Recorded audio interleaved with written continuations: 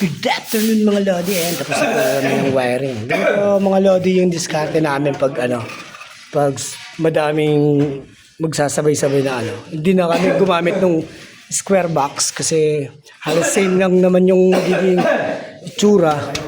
So nag-additional lang kami ng mga junction box. So tatawid dito yung mga live natin, dito sila magko-connect.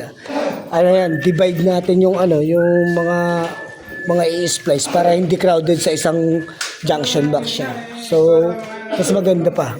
Po yung ating linya. So ganyan pa ganyan. Papunta naman yun sa napakalinis mga Lodi. Shoutout sa ating mga pintoy. Ayan, goods na po yan mga Lodi. Mga wire na po tayo nakaabang dyan. So ayan, mga pin light po yan. Mag-splice na lang tayo pababa dyan. Tapos doon, meron din dito. Saka doon. Pag ganito po mga Lodi po, kayo para hindi masagwak Huwag niyong iiwanan na kung hindi naka-splice. Kung iiwanan siya na buhol-buhol o wag din sa para pa rin organize pa rin yung ating gawa. So ito yung mga diskarte ko dito pag walang straight connector, nilalagyan ko siya ng